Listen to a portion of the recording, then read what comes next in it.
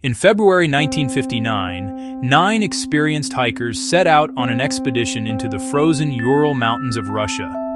They were young, strong, and well-prepared, led by 23-year-old Igor Dyatlov. Their goal was to reach Mount Otorten, a peak whose name in the local Mansi language meant, "Don't go there." They never returned. Weeks later, rescuers found their campsite, and what they saw made no sense. The hikers' tent had been slashed open from the inside. Their belongings, food, boots, coats, all left behind. In temperatures below freezing, they had fled barefoot into the snow. The first bodies were found not far from the camp, some wearing only their underwear, frozen in the snow.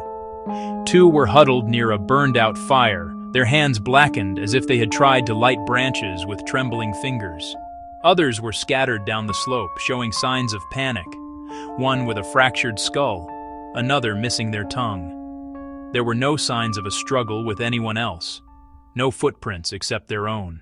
And the strangest detail of all, their bodies emitted small traces of radiation.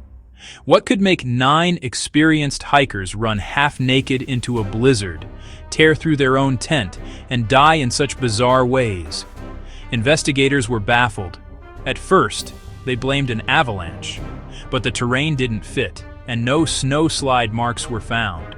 Then came theories of military experiments, secret weapons testing that went wrong. Some say they stumbled into a classified zone, where parachute mines or sound waves caused internal injuries and panic. Others whispered about UFOs. Bright lights had been reported in the sky that night, orange spheres moving silently over the mountains.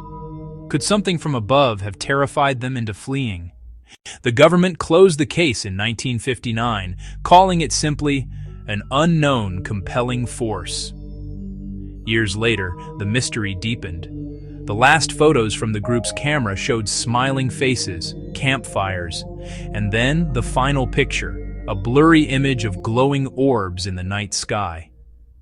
Every person involved in the rescue said the same thing. They had never seen fear like that.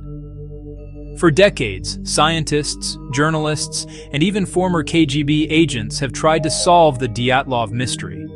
In 2019, Russia reopened the investigation and officially blamed a rare slab avalanche. But many experts still say the evidence doesn't fit. The tent's position, the injuries, the radiation, the missing tongue, and the fact that the hikers cut their way out of the tent instead of through the entrance. Something terrified them enough to make them run into the night, barefoot in 30°C cold, and no one knows what it was. Even now, locals say the wind in those mountains carries voices, cries that echo through the snow when the moon is full. 60 years later, the Dyatlov Pass remains frozen in mystery. 9 hikers went up the mountain, and whatever they met up there, it never let them come back. Like, subscribe, and hit the bell to support the channel.